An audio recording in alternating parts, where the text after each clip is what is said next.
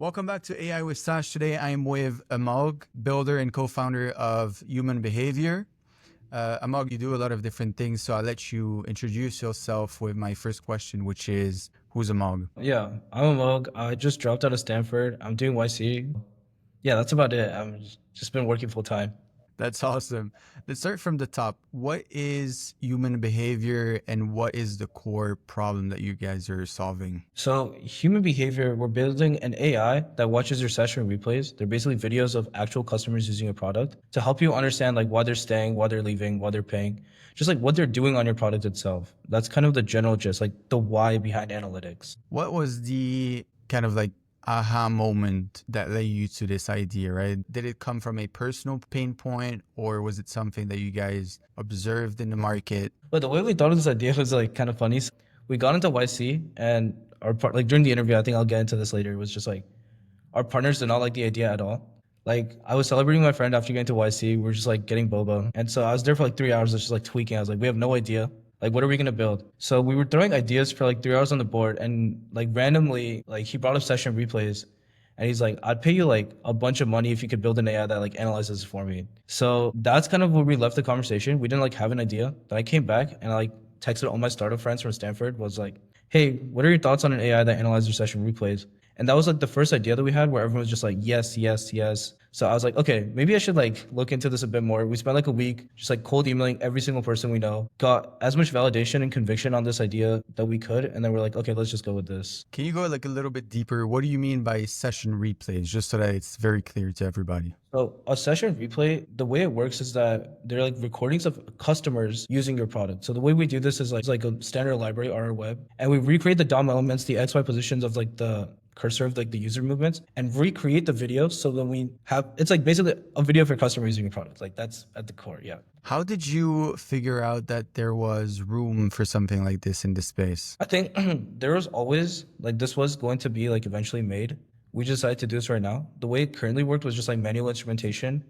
Eventually, this was like everyone kind of already knew that this is like kind of what we have to do. It's just a matter of like Gemini wasn't good enough, vision models just weren't there yet. I think the why now was just like really compelling. Is like models just got good enough to do this. Let's try it. And yeah, that's kind of it. Yeah. That's pretty cool.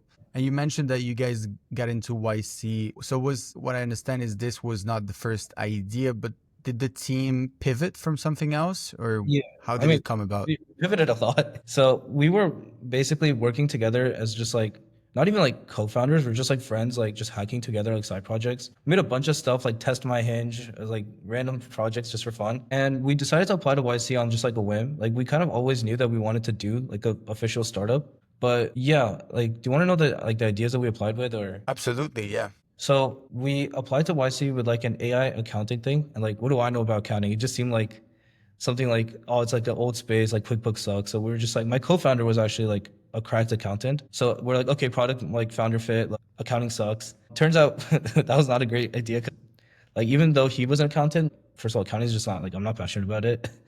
But then we applied to YC a second time with like a neobank for e-commerce or whatever. Again, what do I know about fintech? We just were trying to find ideas that we never had any personal connection to. It was just like these are like old spaces. This is what we can build. And so both times YC was just like these ideas suck. I think now that I'm like doing the batch right now, I kind of understand why they hated those ideas. But like we were just in like the mindset of just like trying to find an idea instead of an idea organically coming to us. While we were building these things out, we installed like Post-Hog, all these session replay softwares. So at that point, when like I was brainstorming for this idea with my friend, it was just like I knew that this was a pain point. This is something that came organically. It wasn't us trying to look into like construction websites and like trying to build like I don't know like AI construction like assistant or whatever. Like this was something that like came organically. Yeah. That's pretty cool.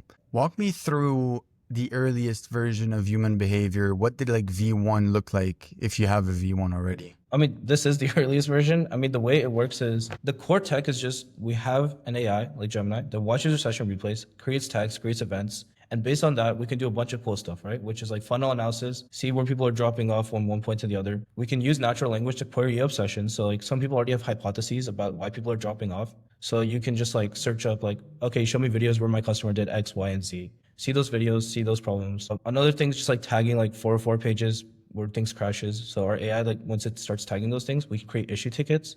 And that's kind of like, that is the V1 right now. Like from there, hopefully we build like a better product. What is like technically the hardest part of building a system that watches user sessions with AI? I think the scale, like a lot of like architectural decisions and like infrastructure that we have to build out, um, to like handle like millions of sessions coming in per, like some of these customers have like a million sessions a day, especially these like e-commerce sites that have a lot of traffic.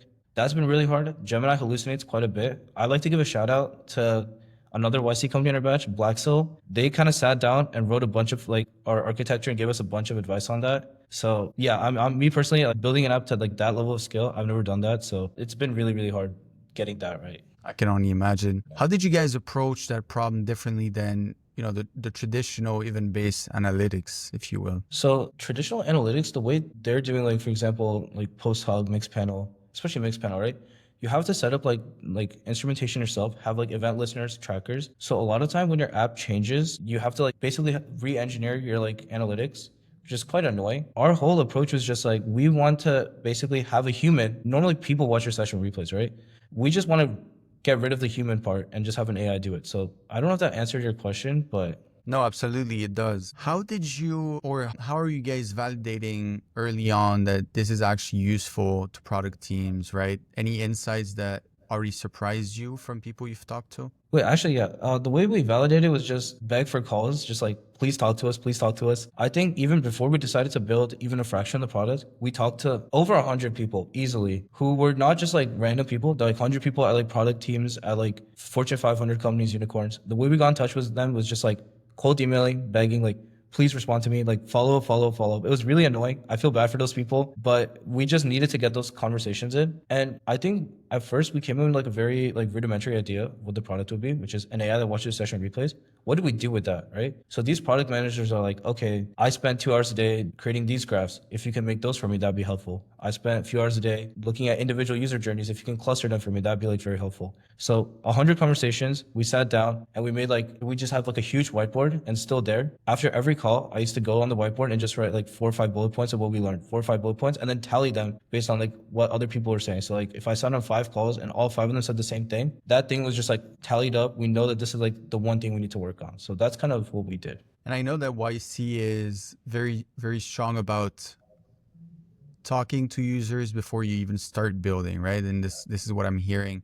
And you said it's cold outreach. Can you go a little bit deeper into that, and how did you find the right users and ensure that you're talking to the right people? So if you want to get like customers, like the best way to do that is just like friend of a friend of a friend. Like, you just gotta hustle that. We just want to like do like mass like outreach. Apollo has just been great. Like we spend so much money on Apollo, just like the premium plan. Just email like 500 people a day. I have like 4 inboxes, and like every day it just sends out 500 emails. Yeah. Makes sense. You've mentioned on, I think it was on your website, startups like Delve and Conduit as users. How Yeah. did you land your first customers? Like, yeah, friend of a friend. Honestly, like even like right now, I think like a lot of inbound isn't like targeted. There's like a very specific ICP that we have in mind, like a certain size that we want to hit. And like huge unicorns or like huge like Fortune 500 companies aren't reaching out to us. We still have to go to them. The best way to do this, and also like we haven't like gone like insane customers or anything. We're like barely into the batch, but the customers that we have gotten so far right now are just, hey, do you know this guy? Go to that guy, sit on a call. He connects it with his boss, his boss. It's honestly just a chain. That's how we've gone like some of our like bigger customers. But again, like we haven't gotten like insane customers or anything so far. Yeah. What does onboarding like your first or a new customer look like to you guys, and how long until they start getting value? Onboarding takes like 5 seconds. Just connect your postdoc ID right now, install our SDK. Like actually it takes 5 seconds. Like, and then how long it takes to get value? I mean, it takes us a little bit of a while right now just to start ingesting the data. So once we do get the like start ingesting data, like probably like 2 to 3 days, we get like your first, like we send out like an email. We're like, hey, this is what we analyzed. I think that's kind of how we're trying to prove that we get value. I don't know if it works, but I mean, people have like been pretty perceptive to like, okay, this is interesting. This is some value like we immediately gave within 2 to 3 days of them like paying and onboarding.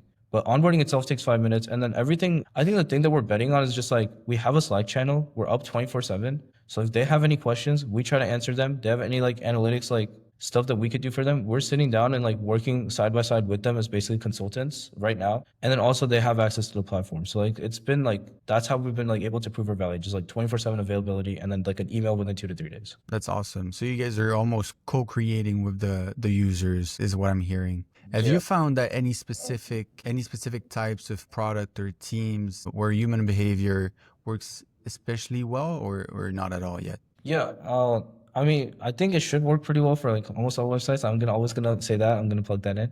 The ones that okay, so I'll just be very transparent. The ones that it doesn't really work well with is just like one of our customers, or like not customers, they connected to Postdoc ID, and they had a website which was just like a single page, like not even like sub tabs. It's just like a single landing page. I feel like at that point there isn't that much information. Like AI is only as good as the information you feed it.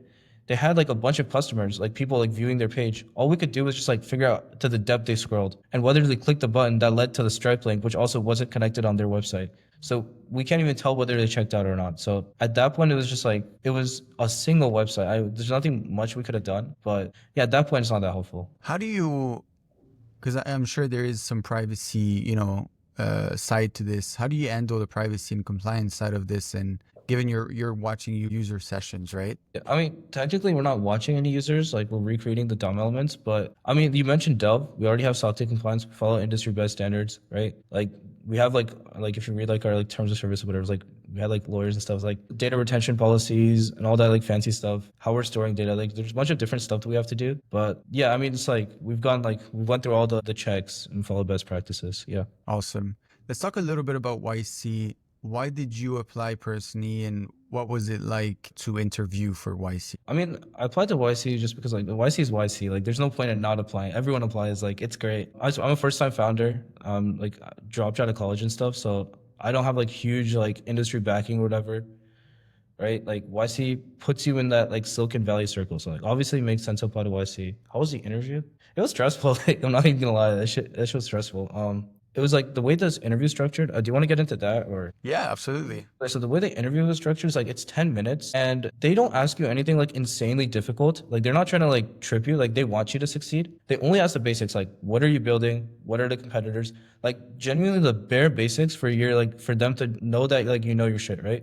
They want to like you can't be an idiot. But the thing is, the way they ask it's like 10 minutes. If you're rambling too long, they will like cut you off and be like, okay, next question, next question. I think the environment they create is really stressful. The questions they ask are actually like, looking back, like very easy. Like, what are you building? Like, if you can't answer that question in 2 sentences, like it's going to be a problem. But yeah, it's stressful for sure. Very interesting. What has been the most valuable part of YC for your team so far?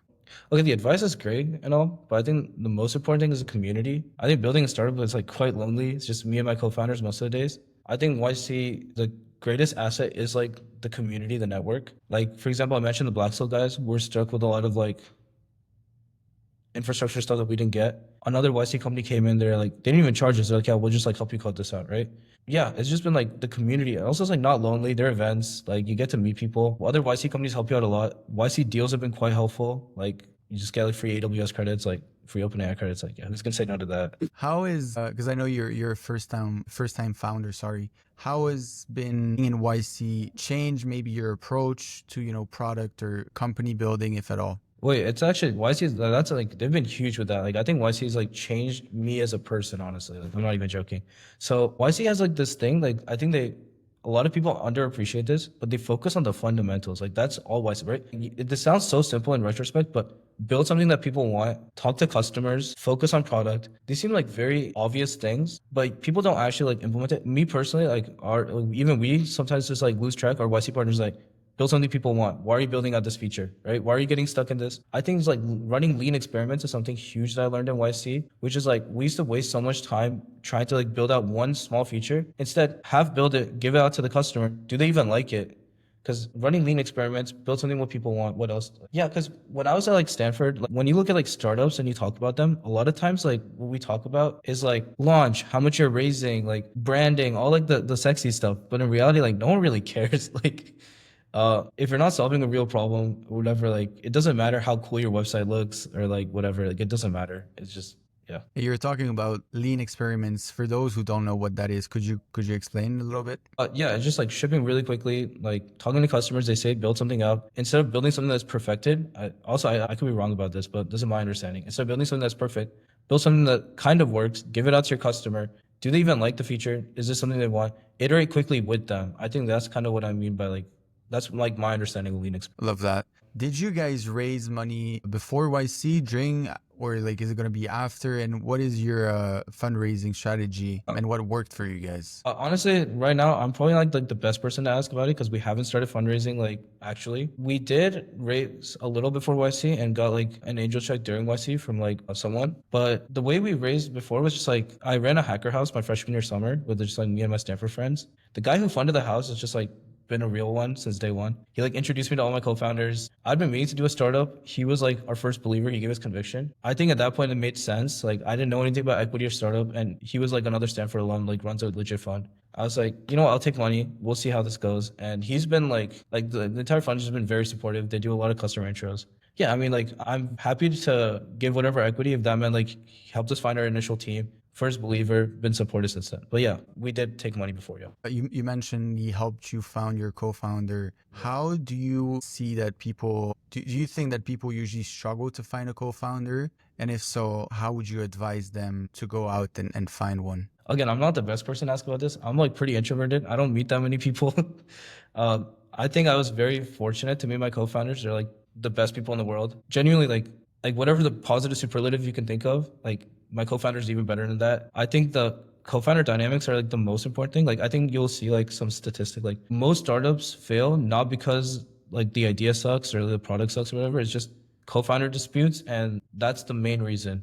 I got really lucky. I don't even like. I can't be more grateful for my co-founders, but I just got lucky. I don't know how you make. This is just asking how you make friends. I don't know how to make friends. I just got lucky. That's awesome. Yeah. Zooming out, what's the long-term vision for human behavior, and where does this go beyond just session replays? Okay, so session replays is there. It's quite rich data, right? The way you can go about this, by the way, is like helping train browser use agents. By the way, we're not training on anyone's data, but like if you want to, like training browser use agents. Honestly, I'm thinking about this on the spot right now. Like our whole thing has just been like focus on like the immediate value we can provide. Eventually, okay, can I take a quite like slight tangent here? Of course. So the slight tangent is like, and this is something that YC partners also tell you, is just like, take small incremental steps and eventually your like company will take on like a very unique shape that you can't even think of.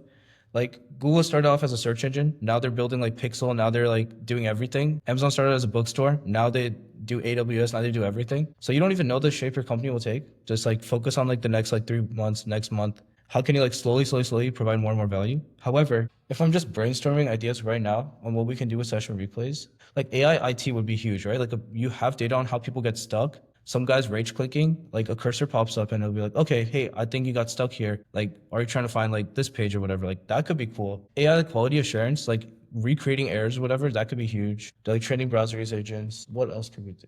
It's just, there's so much data. We could do like so much with this, but like I'd have to like think about this more, but this is like off the top, like what we could do, I think. What about the gaming industry? I've been, that's gaming industry is like interesting. The thing is, I don't think we're good enough to handle that type of data or like give any meaningful insights there. Cause there's like, the way Gemini works is like we're taking like snapshots, like capturing individual frames in like video games. There's so much happening. So that would be like quite an interesting engineering challenge. Hopefully we will be able to do this down the line, but not right now. What's a product decision or bet that you've made that felt risky but is paying off right now? I don't know. I think everything right now we're doing is like quite new. I think there isn't like any single bet that we've taken that's been like insanely risky. And as we're slowly closing off here, if someone is building a startup right now or today, what would you tell them about how to understand their users better, or how to even just get started from an idea to execution? I mean, if you want to understand your users, I mean, I'm going to plug human behavior. I just use us.